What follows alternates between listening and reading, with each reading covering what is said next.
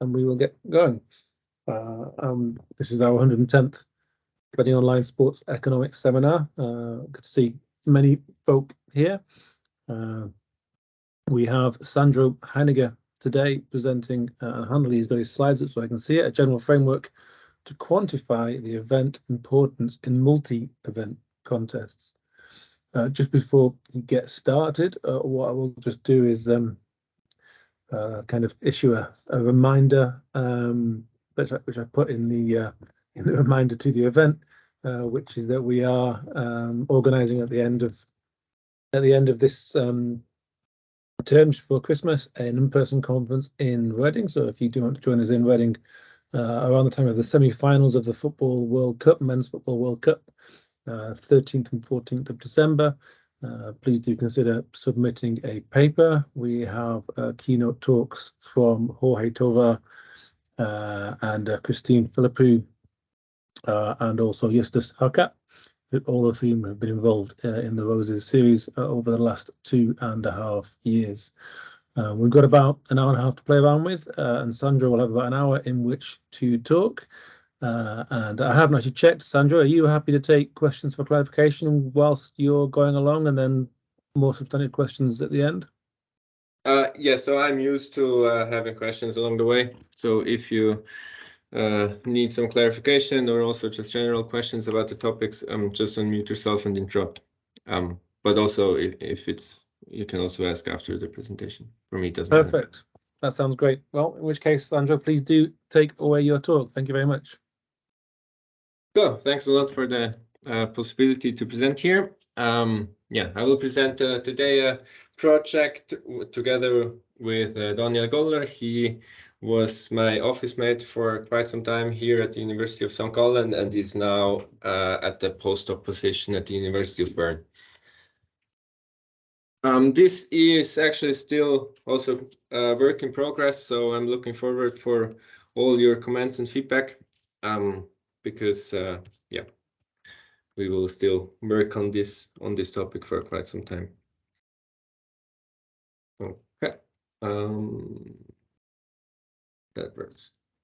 Okay, so in a nutshell, what we are doing, we propose a general statistical framework for quantifying the importance of a single event in the setting of a multi-event contest.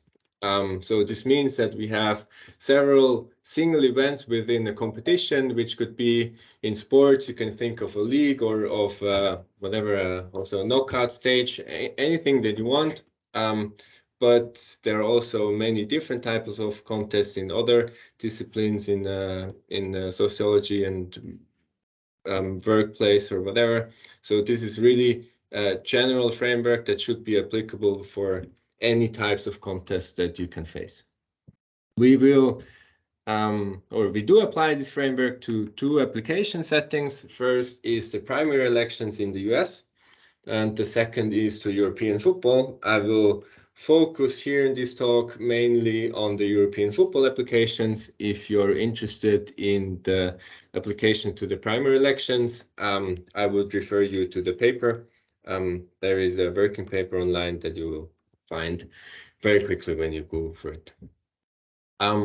Just a short summary of the results. So what we find is when we look at the US primaries elections that if we apply different schedule variations, we can mitigate the problem of front loading in the elections. So front loading means, if you are not familiar with the US election system, that especially in the primary elections, not all the elections in the different states are at the same date. So the different states, they tend to have their elections as early as possible, because as you can imagine that there are some spillover effects from early election results to then the future states elections. So if you have a particular schedule that takes into account this importance of the early elections, then you can mitigate this problem. And for the application to European football, we find that the event importance values that you quantify, they are related to in-match performance, for example. They also provide an early indication of public interest in terms of attendance, but also in terms of social media activity. And we showed that if we include our event importance measure, we can improve outcome prediction. Just a short motivational example. So here we see the last match day of the first Bundesliga in 2017-18. I assume that you, well, kind of most of you are familiar with reading such rankings. But there is a few things that I want to highlight. So on the left part, you see the ranking after match day 33. This is the second to last match day. And there are a few decisions still open. So championship is already decided, but afterwards there is a strong competition around the Europe League spots 5 and 6. And there is also a competition around the relegation zone. So Germany has 3 relegation places, of which one, the rank 16, is played out in a playoff against one team of second division. So that's why there are 2 different thresholds.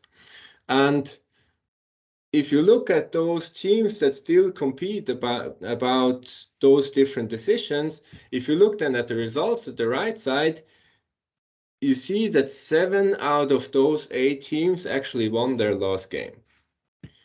And while discussing such situations, that's how actually Daniel and I came up with this project, because we thought, okay, you clearly see that there is some correlation between whether a team still has to play for something or not and its performance. So we thought about how to quantify this importance of a game, and next to the games here, or the result of the last match day, you see the actual event importance, how we measure it, kind of if all after applying our framework, and you see that they actually kind of make sense.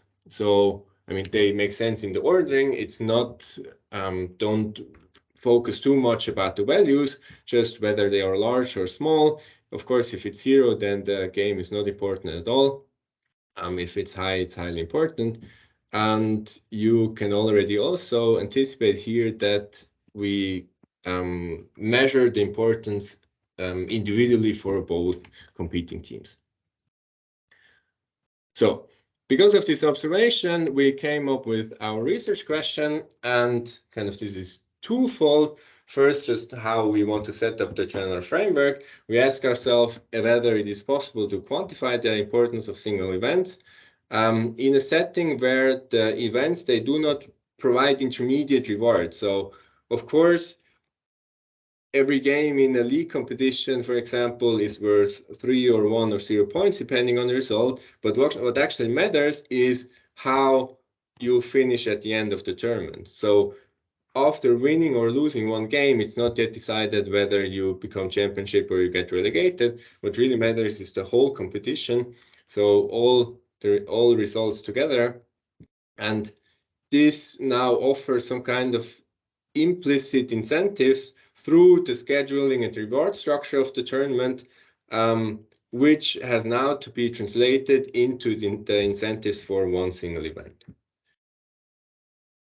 And what we then want to see is if we apply our framework to some setting, whether those estimated event importance values, they actually provide some meaningful and also rational information in this setting.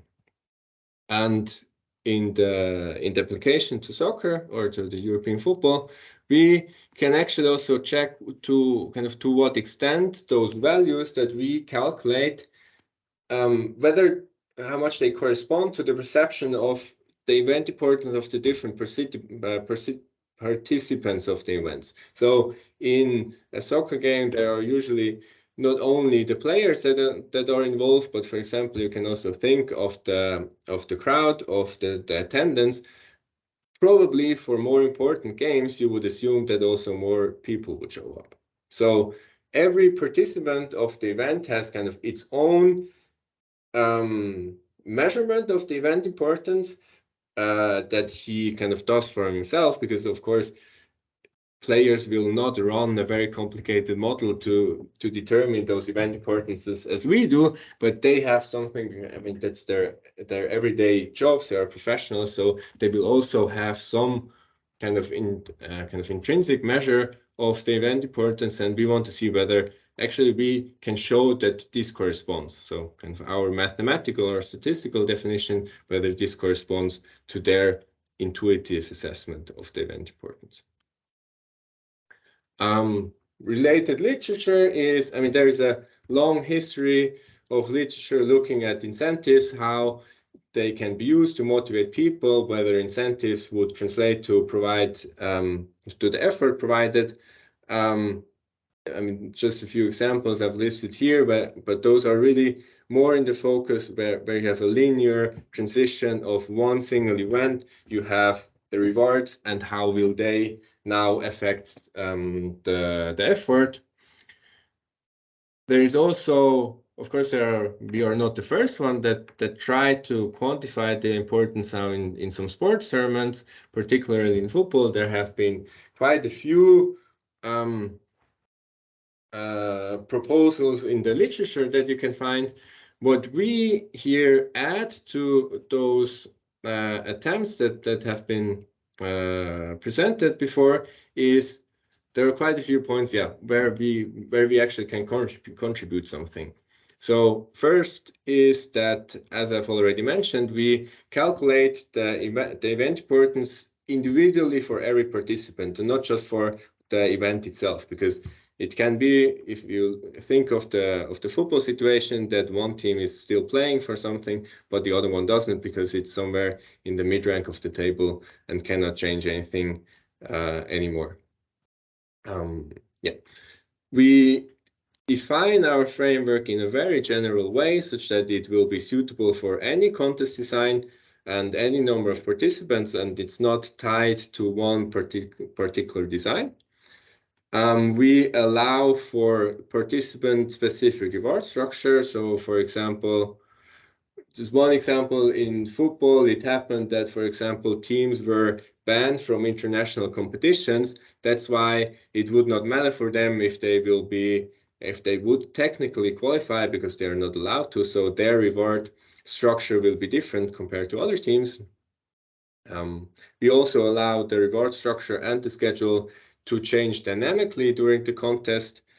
For example, in football, you will have sometimes you have additional qualifying spots for international competitions via the cup tournaments. So if someone already qualifies for Europe League via the cup tournament, this will also adapt the reward structure within the season.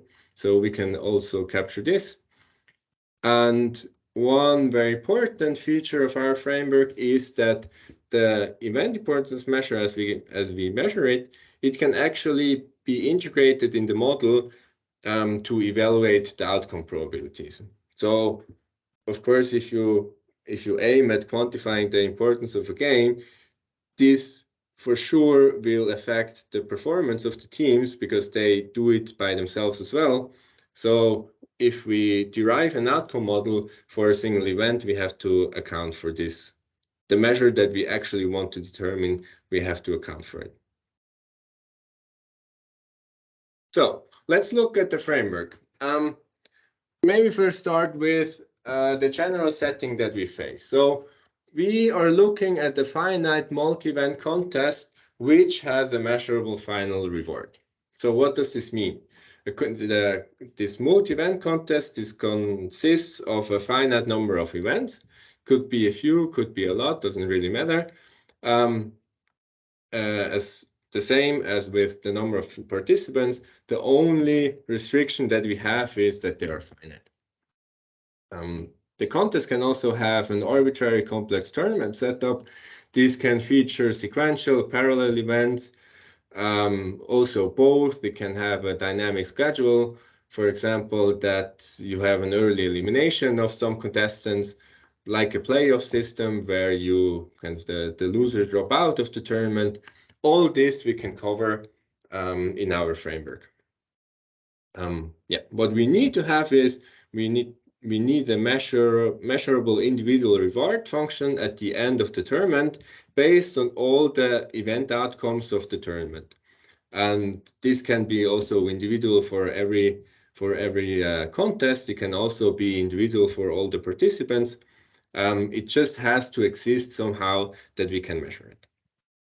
And what we kind of need to have, or what is favorable, if we have some kind of an elementary outcome model. If we don't have any idea how a single event, or the probabilities how a single event can evolve, then our predictions would be possible, but they would be quite bad, right? But as soon as we have some kind of an idea or for an outcome model, we can become quite accurate. How do we now want to measure this event importance? The intuition is that we want to measure the difference between the discrete contest rewards probability distributions, which are induced by the different possible outcomes of a single event. So this may sound at first a bit complicating, but if you look at the single kind of parts of this sentence, so first, an event has a possible rewards, and this is a discrete set. Like an event can have some outcomes. It can be two outcomes, either you win or you lose. It could also be like soccer has three outcomes. You have a win, a draw, and a loss. But this is always kind of a discrete outcome, a discrete set of possible outcomes. Same also the reward or the tournament itself, it also has kind of a discrete reward structure. So depending on how you finish the tournament, there are only a limited ways how to finish the tournament. So this will also lead to a discrete set of possible rewards that you have. So if you look at now conditionally on one potential outcome, this will then lead to some probability distribution on those rewards that is tied to this one possible outcome, right?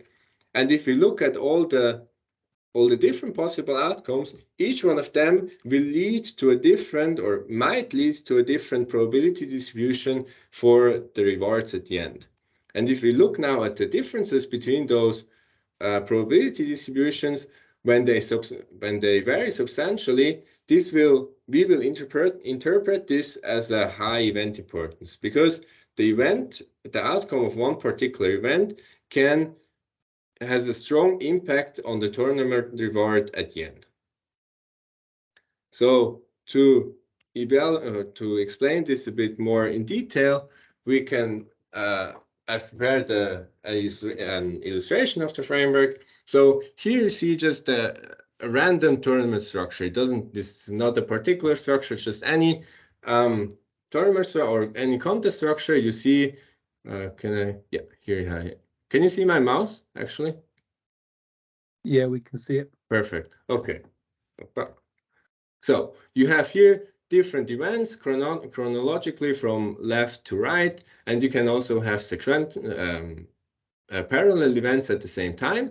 And we decide now we want to evaluate for one specific event that I call epsilon here. We want to determine the event importance.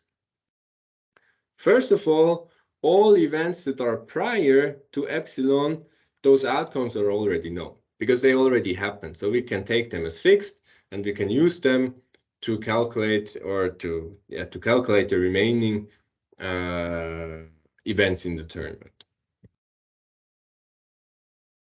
Our event epsilon has now this set of possible outcomes, and I will come here to relate to the football example. Our football match has 3 different possible outcomes, which is home, draw, and away. Depending on setting this one particular outcome event, we can solve the remainder of the contest, conditional on the outcome of this event that we look into. So we will solve with our outcome model all the remaining events in the contest with assuming here in this case that the home team won epsilon, here in this case that there was a draw in this game, and in the third case that the away team won this game epsilon. And this might change the path of the future results. For example, if you think about sports competition, there is always a discussion of form, of momentum, of whatever.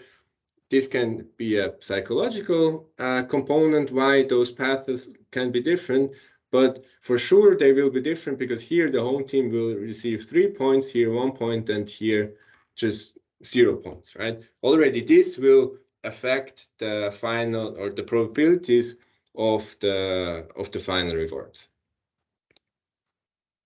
So based on solving the remainder of the contest, we will get the probability distributions for those two teams. Here we have two teams, the red team and the brown team. We have 4 different rewards. And here I just randomly, more or less randomly, or this is just an example how this could look like, the probabilities how this team could end up like team red if they win the first game, or if they win this epsilon game, they have a higher probability to end up in the left rewards, which might be the good rewards, and the lower probability for the right rewards. But if they lose the game epsilon, this will change substantially. So they will with higher probability end up in those rewards and not anymore in those rewards.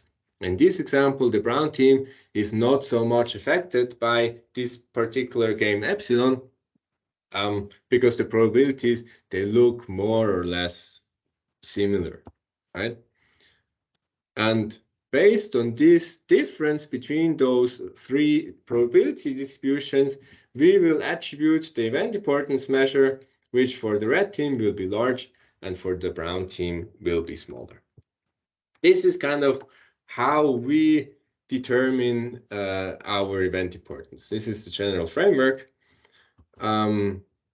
Maybe just one important note, or 2 important notes, how you can adapt this framework. So first of all, by solving this whole remainder of the contest, like all this part, we can, if we have our outcome model, we can actually solve this numerically exact, right? Because we know the probabilities for each event, and then we can build up the whole tree of the possible paths, how this tournament can evolve.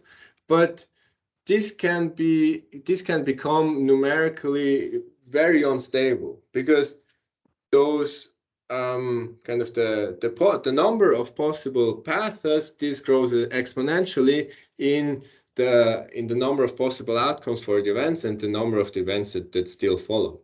So one possibility how to solve this is then you just perform a Monte Carlo simulation. So you just generate the number of possible outcome paths in your tournament and use this to approximate the probability distribution of the final rewards, instead of really solving it exact with the outcome model. And the second adaptation here is regarding the inclusion of the event importance measure in the outcome model.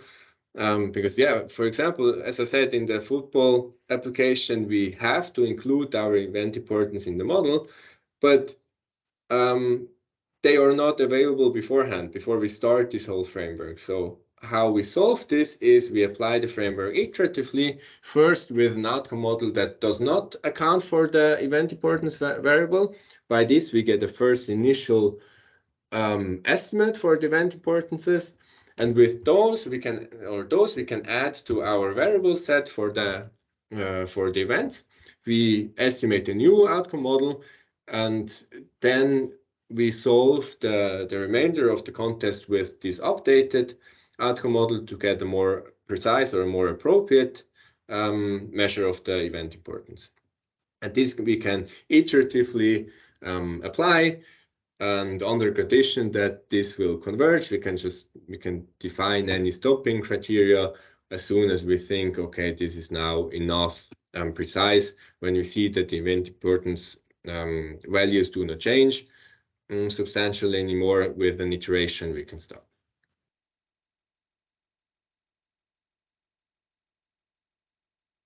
Okay, let's go to the application to European football.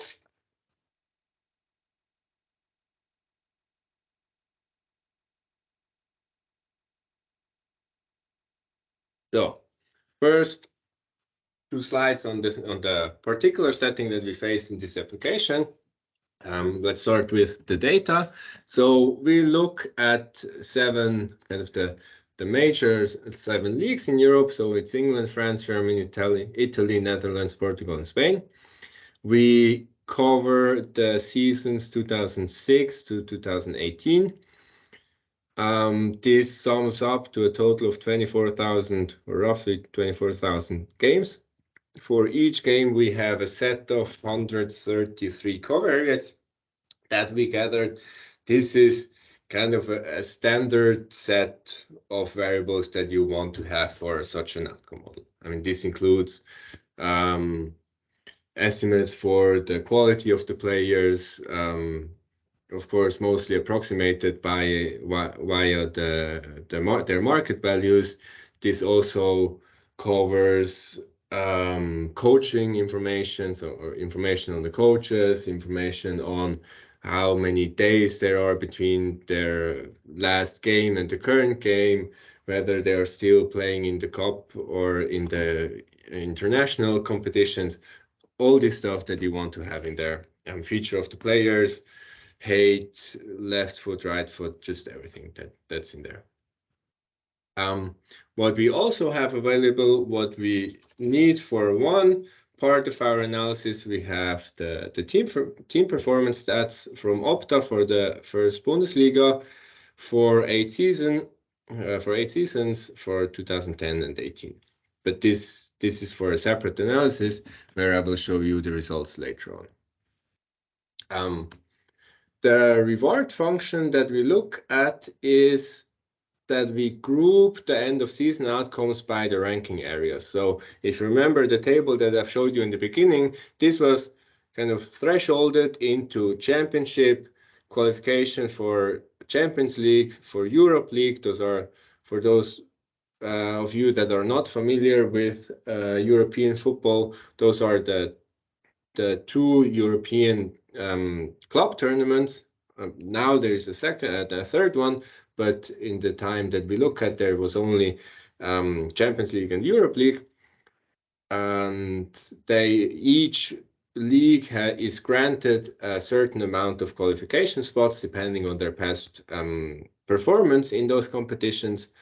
And then we also distinguish the relegation zone. If there is a playoff for the relegation, we will also distinguish this one.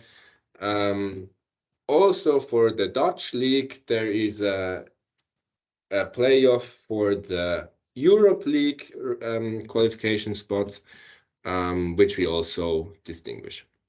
So maybe let's just go back to the example here. So those are the thresholds that we look at. We have one championship, one Champions League section, Europe League qualification area, then the whole bunch of teams which don't have a particular outcome, then the relegation playoff, and the directly relegated team. So grouping those together for us means that it will not change the final rewards if a team ranks 8th or 15th in the table. Why do we look only at those thresholded groups? Because if you look at, for example, so the financial or the reputation that you can gain by qualifying or by becoming championships, by qualifying for international tournaments or by relegation, this is in the end the major distinguishment that you can make. Of course, there are also different financial rewards that are distributed by the league if you end up 8th or 14th, but compared to what you actually can win or what you can lose by jumping or over one threshold or falling below one threshold, they are minor. We also don't weight them in a sense. So you could also think that championship is the most important thing and relegation the least important thing, or whatever. You could also think of weighting. We don't do it. We just take every threshold that we have as we count them as equal. And what we also do is, I've already hinted at that we integrate the dynamic thresholds via cup tournament results. So as soon as it's obvious that all teams remaining in the cup, this can happen from the semifinals on. If, for example, all those 4 teams in the semifinals will for sure end up in the top 4 ranks in the league, then this will immediately change the rewards for all the other teams, because then they get an additional spot via the league, which otherwise would be attributed through the cup tournaments. The outcome model that we use is an ordered random forest model. We use a prior model selection step, so we apply lasso. This reduces the number of covariates from 133 to just 26. The ordered random forest model, for those who have never heard of this, this is just an ordered choice estimator, similar as you can think of an ordered logit or an ordered probit, but just the individual probabilities are estimated by a random forest, which leads to a non-parametrical estimation of the outcome model, which we believe is quite favorable for this case. If you look at, for example, football matches, we also test the framework with an ordered logit model. This does not change the result by much. So we stick to our random forest model as our preferred specification.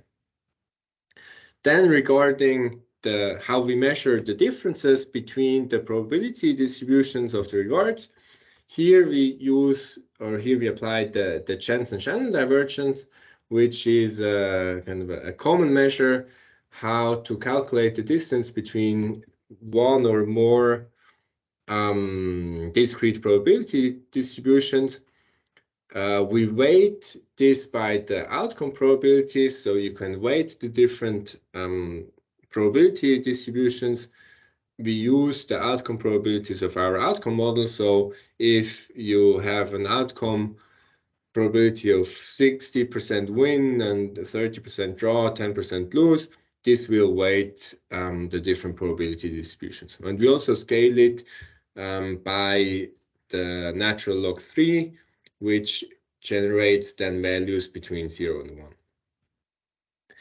One downside of this distance function that we apply here, that it does not allow for a linear interpretation of the event importance values. So of course, this is a continuous measure that we get in the interval between 0 and 1, but it does not say, by not having a linear interpretation means that the difference between an event importance of 0.1 and 0.2 might not be the same as the difference between 0.5 and 0.6, for example. But the ordering in the scale is clear, but you should not think of it as a linear measure. And you will also see this afterwards when I show some plots of the results.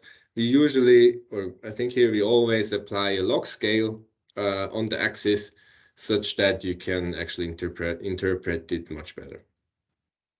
And for the iterative application of the framework that I've explained before, we apply here 4 iterations of the framework to incorporate the event importance estimate in the outcome model. And here, why does it go to the start? So here, for example, you see the comparison of the event importance estimates for the first and the second iteration. They are still quite different in the results. If we now compare second and third iteration, this yields already much smaller changes. And if we then go to the third and fourth iteration, they are more or less constant. So what we always have here, because we use the Monte Carlo simulation for our event importance measure, we have kind of a natural random error due to the simulation. So as soon as we fall below with the improvement by an iteration, below this existing random error due to the simulation, we have to stop because we cannot get better anymore, as there is always this random component due to the simulation. Okay, so let's look at this, first some descriptive results. Here you see on the x-axis we have the match days counted from the end. So T would mean the last match day in the league, because not every league that we have in our data set has the same number of teams. This can be different. It might be 38, it can be 34, depending on the number of teams. And then you have the kind of the last, second to last, the third to last, until everything up to the 10th to last match day. And here you see the box plot of our event importance measure. And this looks as you would probably expect it to look. So for the most first part of the season, the outcome of one particular game is not yet super influential for the final position in your ranking, because there are still many games to come which affect your final ranking position. But if you go towards the end of the season, it might happen that one single game will determine whether you become champion or not, or whether you get relegated or not. And this can also this will be then the very extreme values here, which are the kind of the most important or the most influential games, because there's a one game decision over whether you come above or fall below a certain threshold. At some point, you will also start to have a lot of unimportant games, even zero important games. This is when you are whatever rank 10 in the ranking, and whether you win or lose will not make you either qualify for Europe League or fall into a relegation zone. Then you have an event importance of 0. So you see for the last match day, actually the majority of the decisions have already been taken. This means that the majority of the people, majority of the teams, they will not be able to jump over or fall below a threshold anymore. So kind of this dispersion of the event importance values, this grows towards the end of the season, which is, I would say, as expected. Then we look at whether an inclusion of this event importance actually matters for our outcome model. On the x-axis, you see the difference between your event importance and your opponent event importance. This means that the game actually appears twice in this graph, because this is from both perspectives. So this is not home and away. This is really one team and your opponent, and the second one would be the other team and its opponent. So you have your difference in the event importance, and then on the y-axis you have the difference between two outcome models. The baseline model is just, we use 26 covariates in our baseline model, and then the rich model would be the 26 covariates plus additionally the event importance information. So the home team and the away team. And we also include here the difference of the event importance as a kind of a third parameterization of our event importance value. And you see now the difference. If you have a higher event importance as your opponent, the richer model will predict you a higher success probability. So the measure that we have here is expected points, which is just the multiplication of the probabilities with the points that you get. So the win is 3 points, draw is 1 point, and loss is 0 point. And Equivalently, if you have a lower event importance than your opponent, our model will actually predict you a lower success probability just by including the event importance information in our model, in our variable set. So yeah, we see here that our variable that we generate, that we measure, is actually relevant for our outcome prediction.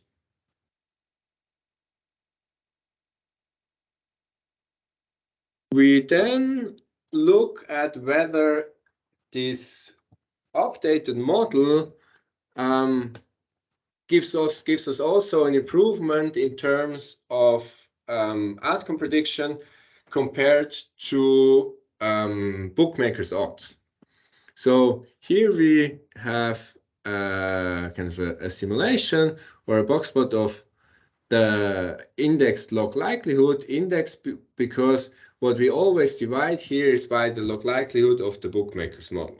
So if you have 1 here, this means that your model is equally good at predicting the outcomes as the bookmakers are.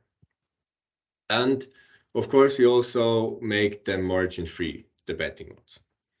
So what we compare here are several different models that we have. Our baseline model from before would be the ORF model here. This is just the ordered random forest with our 26 variables. We add here the event importance variables. So this is ORF plus the event importance. And the second possibility here is where we add also the difference between the home and away team's event importance. So here on the left, we add just 2 variables. Here we add 3 variables to our variable set. ORF plus add 3 means that we just add 3 random covariates into the model. So we added, what was it? I don't know, just distance between home and away team, I think, and whether the game plays on the weekend or midweek or something. Just 3 variables that might be informative, but has not been selected by our model selection lasso. This is just to check whether our improvement is just by adding more variables. So here we add 3 variables that could be informative, and here we just add 3 variables more to the model, see whether we just improve our prediction by increasing our variable set. And the ORF plus naive is our event importance in a very naive way, which is just a binary variable. So 0 when it's 0 and 1 when you still have the chance to change your end of season reward. While our measure here is between the 0 and 1 interval, here it's really a binary variable. It's 0 and everything above is 1. And you see that the inclusion of the 3 manually chosen variables and the naive version the improvement is very small. But if we include our event importance measure, we actually manage to have a better out of sample accuracy than the margin-free betting odds, and by far. So our model, including the event importance, performs better than the one the bookmakers are using on this selection of games that we have here. So our 7 leagues and 12 seasons. On the left, you also see the logit model as a comparison. In general, the logit performs a bit better than the ORF, but it does not is not able to capture the information of the event importance because of the non-linear interpretation of our measurement, because the logit is kind of the baseline within the link function is a linear combination, so it's not really suitable to integrate in a logit model because of this non-linear parameterization or interpretation of our event importance.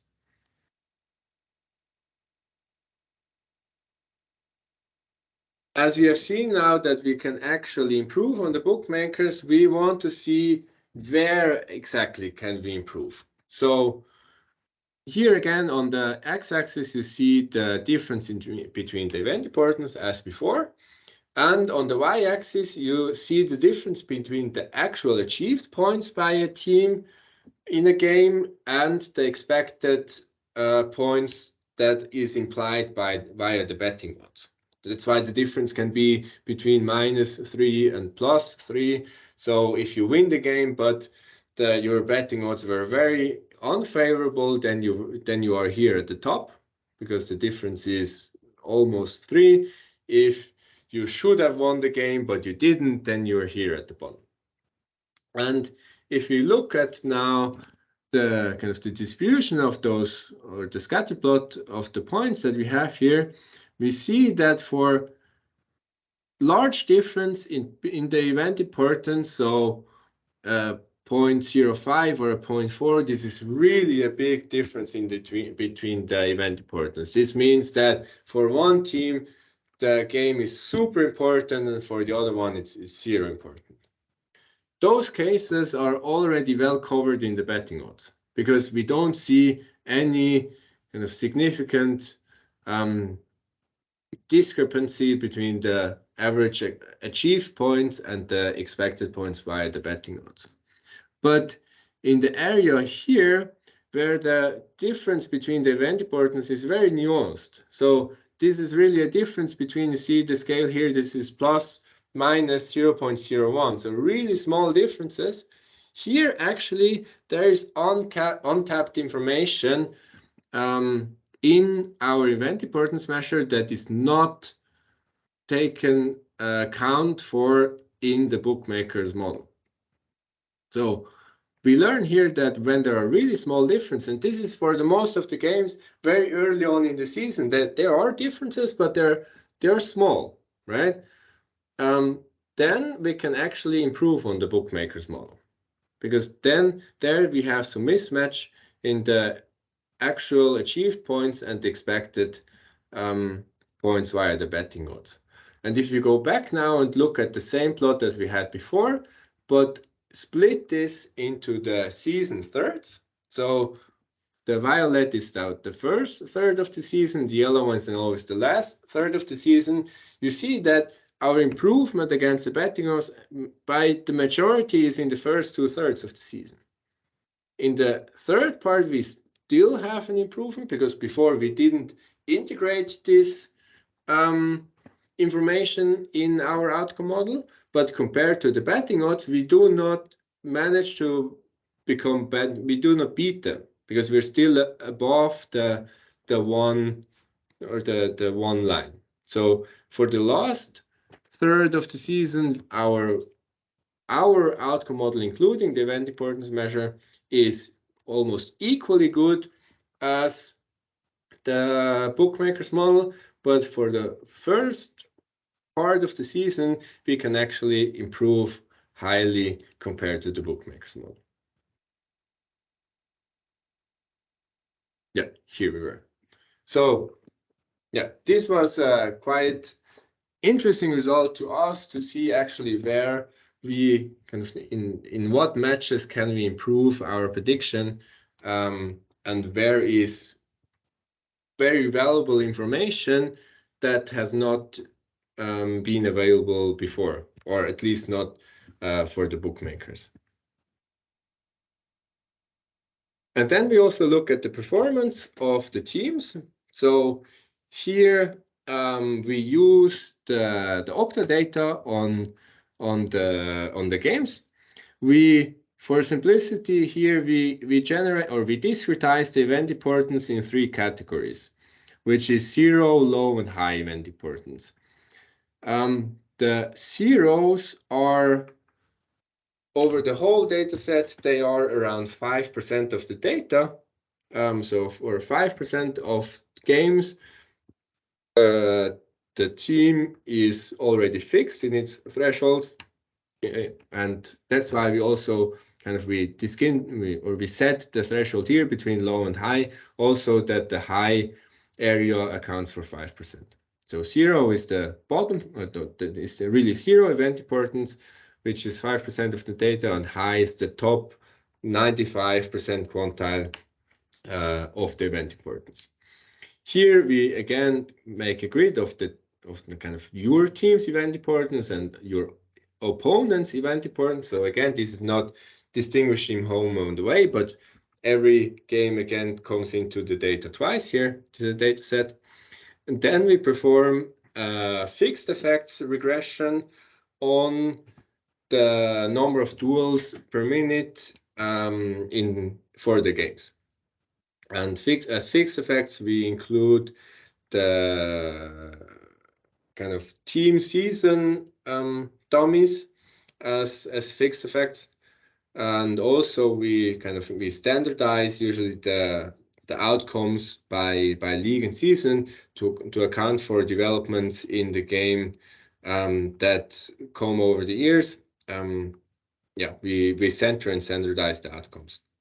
And here you see it's also colored, so the dark or more violet dark values are positive estimates. The yellow fields are negative estimates. And here we see that the baseline always is low and low. So because we don't estimate an intercept here in the fixed effects model such that it's not over-identified. So this is our baseline category. What we see here is that in high importance games, we have more duels. And in 0 important games, we observe less duels. So this means that if a game is not important for you, you generally go much less aggressive into a game. This is also correlated, the results here are correlated with cards, with fouls, kind of all the aggressiveness proxies. They show the same picture here, such that if you're high importance, you will observe more duels, and for 0 important games, you observe less duels. Similarly, we can look at the number of passes. So, and here we see that if you have a 0 importance, then you're likely to play much more passes, which is probably more defensive, maybe a more risk-averse strategy, because it doesn't really matter for you anymore. You play probably more passes in your defensive area where you don't have a lot of risk to take. And if you have a high importance, then you will play much less passes, which suggests a much more direct attacking play.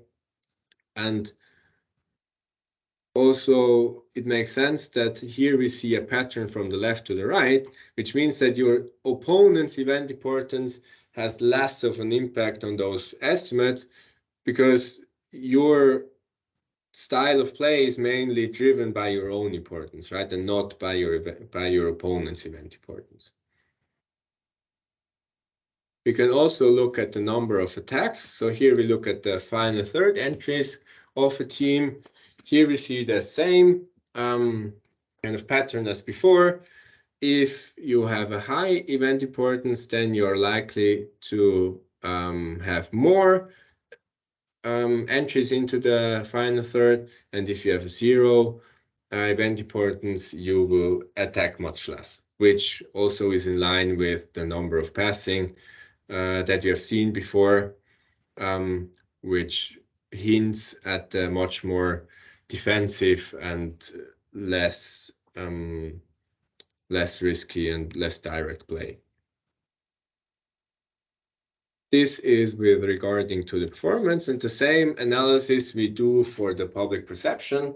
So here you see the stadium attendance, the same analysis, fixed effect regression on the centered and standardized stadium attendance.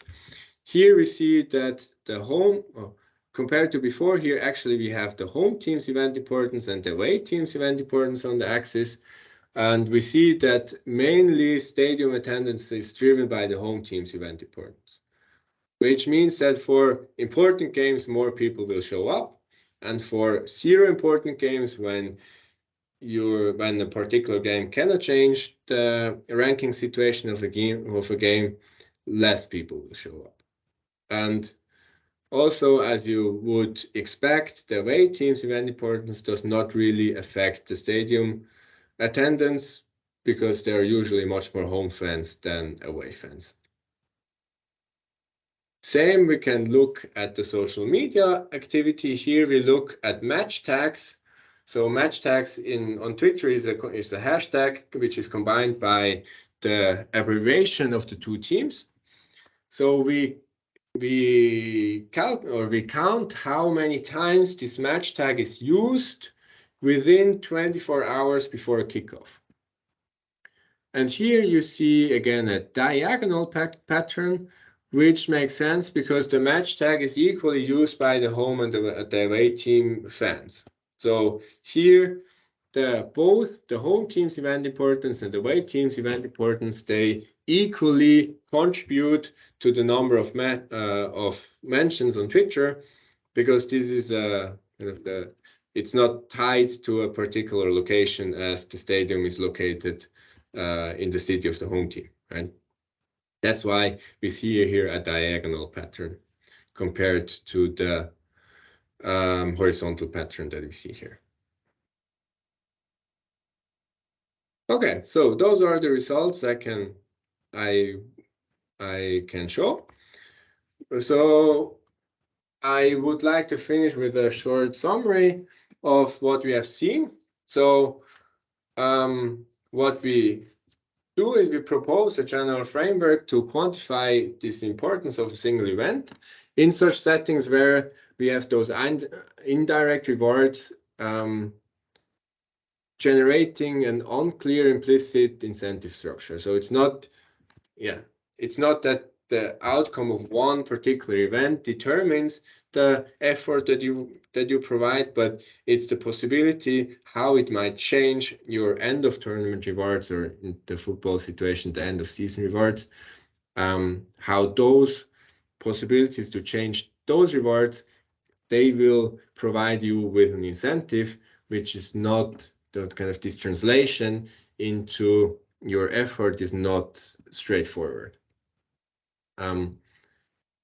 Thanks to the flexibility and the generality of the procedure that we propose, this is applicable to many different context structures that you can observe in society. Again, for those who are interested in the second application, I would refer to the paper. Here, I've only discussed the European football application, and there we have seen that our quantified event importance is related to in-match behavior and the performance of the teams, not only in their style of playing, but also in the success of the teams for the games. We have also shown that our measure is consistent with the public interest in terms of stadium attendance and social media activity of the fans. And we also illustrated under which circumstances the bookmakers do not yet account for the event importance, which is in particular very in the early parts of the season, where the differences between the event importance are rather small. So this is it from my side. There have not been yet any questions, so hopefully you will have some questions or remarks.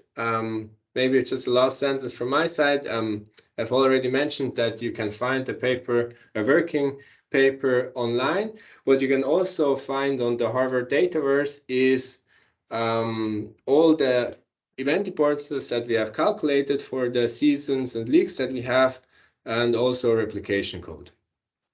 So if you just want to use the values and do not care about how they were generated, they are there online on the Harvard Dataverse, and you can download them and use them for your analysis. Yeah. So thanks a lot for listening, and yeah, welcome if there are any questions. Great, thank you very much, Sandro. Let me just do a applause reaction, team's applause. Thank you very much for a really interesting talk. really interesting methods and interesting results about the in-match effect of event importance.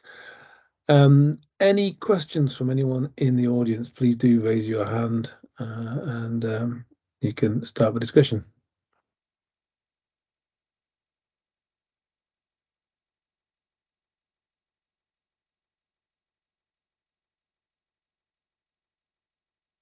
Alex, go ahead. Hi, thank you very much. Sorry, my camera has some problems, so I will not turn it on. So thanks a lot for a very nice research. I just have a question. How do you distinguish between rewards for Champions League and Europa League? Like these are two of the three, I guess, thresholds, right? Yeah. Or four maybe. But they differ obviously. So how exactly? What's the reward there? So as I said, we only differentiate between whether you end up in a ranking spot that qualifies for Champions League or for Europe League. In this case of the German league, you see that there are 4 different Champions League spots. Of course, the championship, the first one we again differentiate. Then there are 2 spots for Europe League. One is in this case reserved for the cup winner. We only account for whether in which area you end up in the final ranking. You could also, as I have shortly mentioned, you could also think of we want to weight them. We say, okay, Champions League is much more important than Europe League, and Europe League is much more important than nothing, and then the verse is the relegation. But if you think of this is maybe true for whatever, in this case Bayern München, which has in their budget probably a lot of financial rewards from Champions League success, and probably for them not qualifying is maybe a very bad thing. If you look at lower teams, whatever, just an example from here, Augsburg, for them already qualifying for the Europe League is a major success. So if you relate this maybe to the available budget for the teams, for them already Europe League is enough, or the best that they can hope for. So that's why we think there is no natural way how you would want to weight them, because for all the teams it is different, but still every threshold in itself is very important, because qualifying for international competitions or being relegated both are substantial risks or opportunities, which we don't see a natural way how you could weight them. So we only count we only look at the area in the ranking. Yeah, but I mean, the easy way, I'm not saying it is the correct one, but it's, I guess, will make more sense than not to weight them at all, is to see the distribution of prizes, and the one win in Champions League is worth significant, like several times more than one win in Europa League. So in that regard, it doesn't really matter whether you are Bayern Munich or Hoffenheim. Yeah, maybe it does, because 10 millions for Bayern Munich is something else than 10 millions for Augsburg. So then I see your point. We discussed, so Daniel and I discussed a lot about this, whether we want to integrate some weighting, but every weighting that you want to apply, you can have it either more complicated, more realistic, whatever. I understand your point, but I think you cannot come up with a good solution that you can defend and say this is really the one we think is appropriate. That's why we chose to just leave them unweighted. And the last one about relegations, I guess there is, if I remember correctly, the the old Excel file that I created in St. Gallen with the rewards, and there are rewards for relegation and like TV money. Yeah. You have it for Bundesliga 2 and Bundesliga Yes, I know. 1, so at least this can be applied. Yes, I know. I know this file. I've seen it. Yeah, but again, here it's very complicated to quantify the risk of relegation. Again, also, how would you quantify the risk of playoff being relegated? Of course, you can go into this direction. Yeah, we decided not to go there. But thanks for the comment, Alex. Thanks very much, Alex. Dennis. Thanks, Sandro. This is interesting. I have a couple of different questions. My first question is about the data that you use. So you said that there's 133 variables and that through the lasso you get down to, I think, 26. What you didn't say, or at least I didn't catch, was the timing of this data. So if I'm trying to determine the match importance for the current season that's ongoing, and I'm using data from this season, that doesn't seem very reasonable, right? So how do I know how important a match today is if I'm not going to use information until the end of this season is over? So are you using data from the previous season or seasons to measure this match importance? So in general, we always have the kind of the most or the latest information at hand. So for example, of course, for the past games, we used the information that was available at that time. If you would now want to calculate the event importance for a game on this weekend, what you can use is all the data that you have at hand. And the scheduling is already fixed until the end of the season. What you cannot account for is whatever transfers between clubs or transfers of players that will be executed in January or something in the transfer period. But then your most or your best guess for all the future variables is what you have right now, right? And this you can use for the upcoming games. There are, of course, also variables in our data sets which cover some form component, for example, your average number of points in the last 4 games. Of course, those variables we will always regenerate along the simulation process. So to always have the information up to date to the game, everything up to the game that's actually been played. Okay, that's what I was hoping, but I didn't hear you say that, so I didn't mention this. Yeah. Okay, so the second question that I have is, and this is more of the big picture question. What is it that we are supposed to learn from this match importance variable? So ultimately what you do is compare the relative match importance to what bookies do. And if the idea is, can we do a better job than bookies? It's a lot less interesting than if there's, because I couldn't care less if we can do a better job than bookies. But if there's some other reason for being concerned about this match importance variable, and you kind of did it with attendance and stuff like that, then I'd be a lot more sympathetic to what you're doing. So can you tell me what this big picture is? Yeah. So, I mean, what we have shown here is, I would say, 3 parts.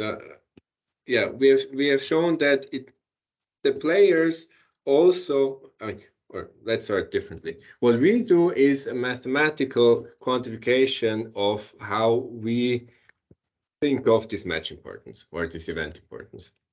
We then show that what we quantify is actually relevant for the outcome prediction, in the sense that the players or coaches, whatever, they will perceive this in a similar way, and this will give them extra or lesser motivation for a particular game, such they will provide different level of effort. So we see that also the players, what we quantify is correlated or related to what they have in mind for them as event importance.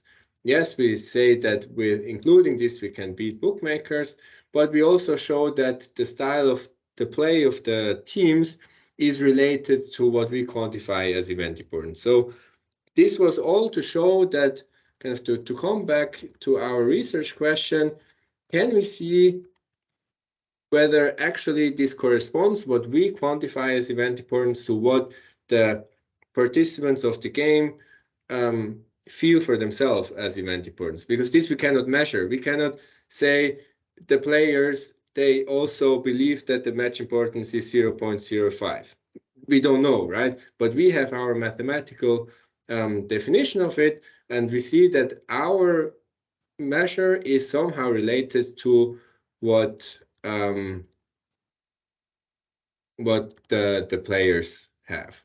And then to give you a more general picture of why this could actually also be interesting is, for example, we see that as we see that our event importance matters for the performance of the teams, this can be relevant for scheduling questions, for fairness questions, for a tournament design. So you can think of how you want to design your tournament such that it is as fair as possible, such that it doesn't happen that in the end, you saw in the motivating example that in Germany in this season, 7 of 8 teams that in the end played for something, they won their game, right?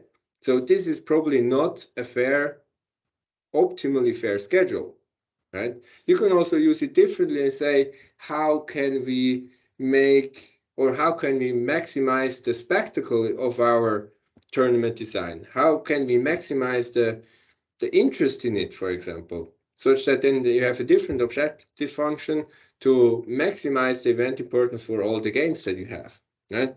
This could be a further application. The point that the public interest correlates with our match importance can be relevant for broadcasting decisions. Because, for example, you want TV stations want to broadcast the most important games, or nowadays also you have different playing times with whatever highlight game of the week, which is on a specific time on Saturday evening, whatever. For this, it can also be relevant, right? So I think there are a variety of different questions that you can tackle when you include this measure. Okay, I want to say one last thing because I see Stefan's got his hand up. It seems to me that what one interpretation might be that the greater is the match importance, or the more effort, and the lesser is the match importance, the more shirking. Is that annoying you, Stefan, that I'm saying there's evidence for shirking?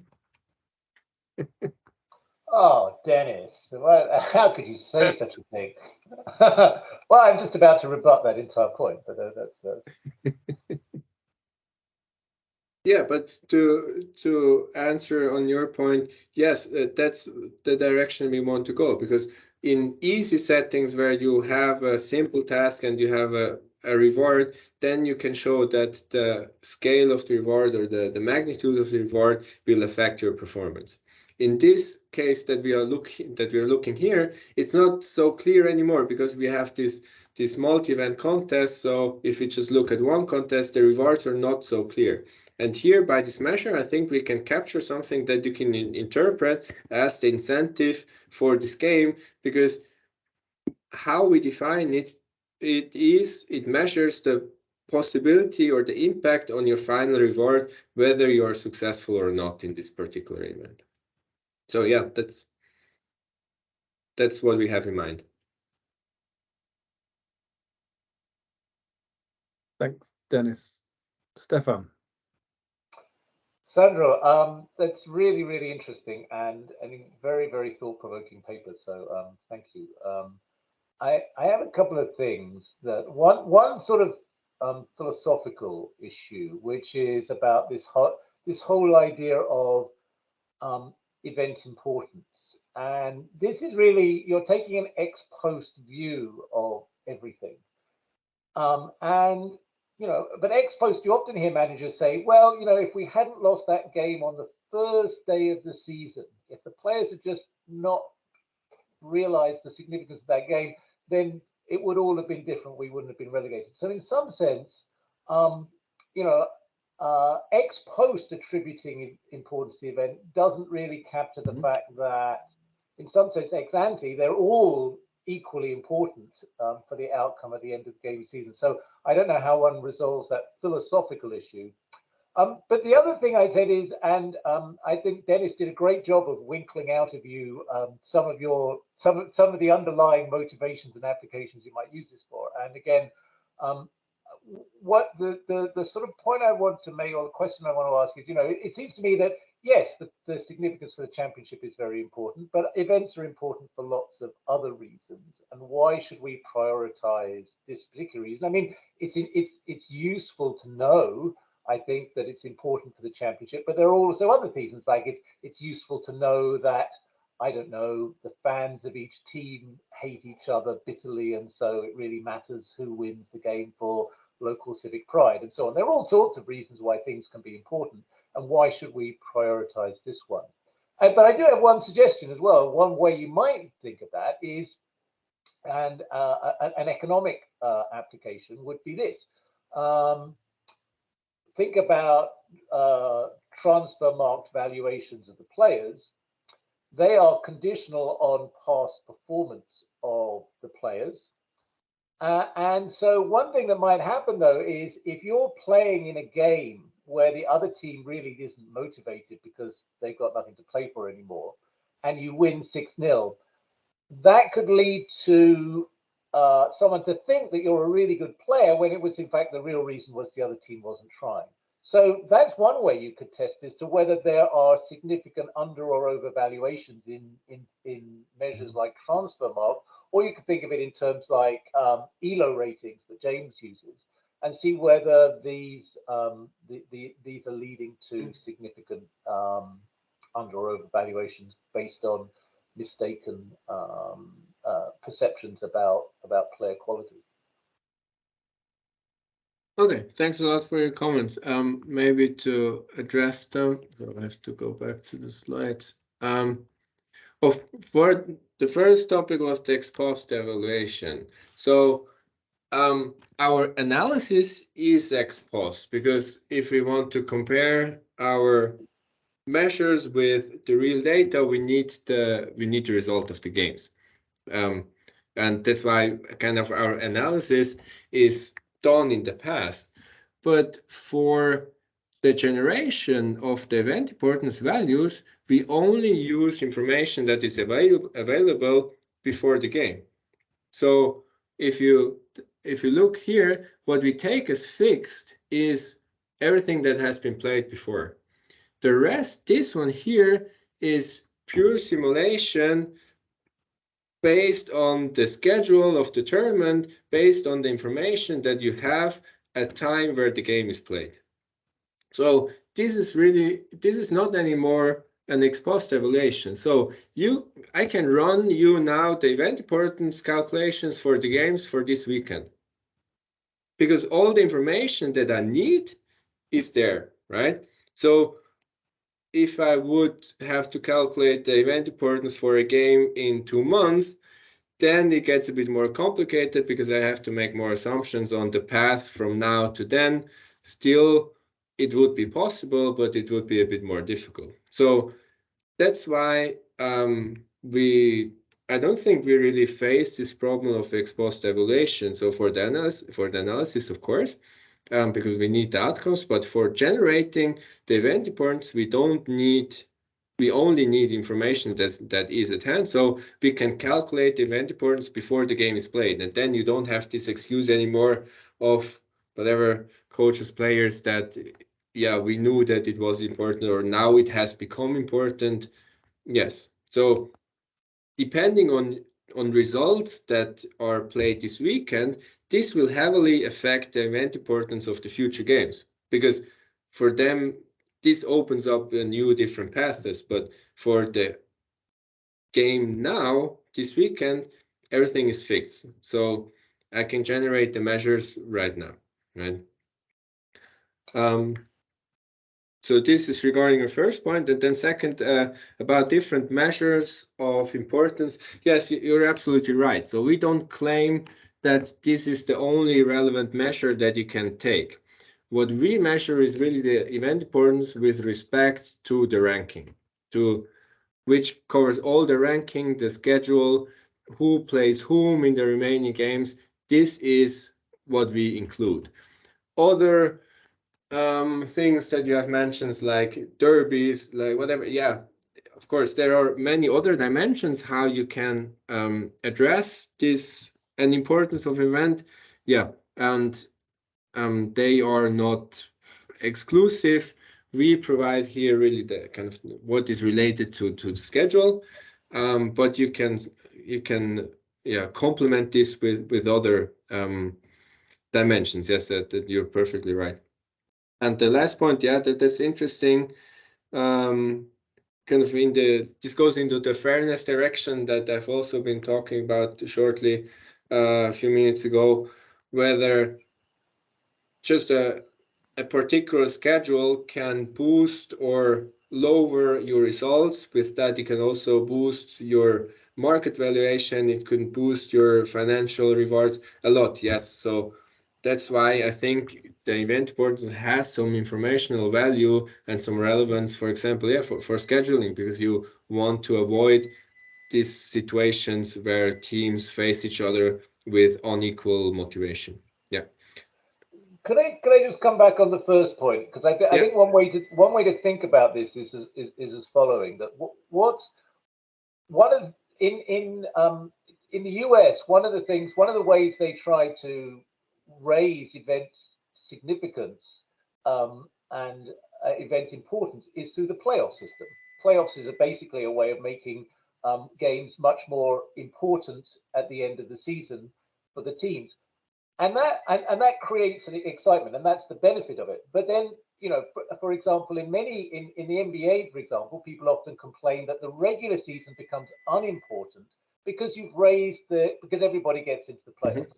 So in some sense, and that's the trade-off. So it's not so much that I'm questioning your methodology, which seems very appropriate to the problem. What I'm challenging is where you go when the policy implications say, well, let's use this data to restructure to make sure we have interesting games all the time. And one of the things is that if you change the games, change the structure at the end of the season, you're going to have impacts which will feed back into the beginning of the season. So that was my point. Yeah, but that's right. And this is also one point where we want to continue working with in this project, because this measure now allows us to compare also different tournament designs. For example, a league and the playoff combined, just a league format. We can start to compare those different designs in terms of our event boards, and then we have to define different objective functions. As for example, I've mentioned fairness, where you maybe want to level out the different importances, or you want to maximize the importance in general, or you want to push it to the end, or with a playoff system, that's what you do. You push the event importance to the end. You could also think you want to have already early on games as important as possible, or you want to keep the decisions open as long as possible. There are tons of different things that you can look at, and we believe that with our measure we can actually start to compare those. Also, whether you have a league with 20 teams, with 16 teams, this changes something. Whether you have the additional Europe League spot in the league or not, this changes something. In France, you have 2 cups. This changes the thresholds in the leagues, right? All these different designs we can start to compare. And I think for this, our measure is actually quite useful. Great. Thank you very much, Stefan, and thank you, Sandro. It's probably about a good. Oh, Dennis, go on quickly. Yeah, just a real quick question. When you looked at the match importances that you predicted, were there any that really surprised you? Like, my intuition is, at any given day in the NFL, I could say, yeah, this is an important match and this is not. Did you have that sense of that? No, not so much. And this would actually, this would also be bad, right? If our measure really would surprise us. So I think for me also, I'm a person that follows regularly not only football, but many other sports. So you have it a bit in your intuition whether a game is important or not. Also, what we also see is that games against direct competitors are much more important because those are, so in soccer they are called 6-point games. In NFL it would be a similar situation because your win would also instantaneously is a loss for an important opponent, right? So we see those effects also in the data or in the results that we generate. But I wouldn't say that we were really surprised by the results. Yeah, I mean, this just in general, this dispersion, as you can see it, this is expected, right? And the single points, we've looked at a few of them, and it makes sense what the model predicts. Thanks, Dennis. Kind of a really quick final point I guess I'll just make is, are there other kind of more simple measures of event importance that you use to check? Because obviously you've shown it's a big improvement in those really tight matches, but I'm kind of just thinking things like, the league position that teams are in, or the number of points from a particular threshold, be it Championship, Champions League, Europa League, relegation. I don't know if you've tested yours against those kinds of more salient, the ones that the TV pundits will use to decide matches, perhaps, that kind of thing. Yeah, we tried. We kind of generated a few sets of variables based on whether you're close to a threshold, which number of ranks between the thresholds, whether you still play against competitors.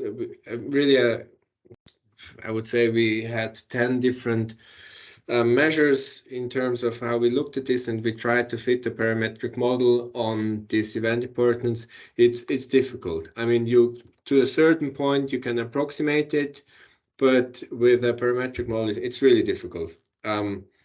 That's why we didn't continue there. Of course, the downside is now the simulation that we do here is computationally rather expensive. So if you want to use it frequently without a lot of effort, then you would have to go there. And then you can approximate it with examples that also you have talked about, but it's not so easy. It's not so easy.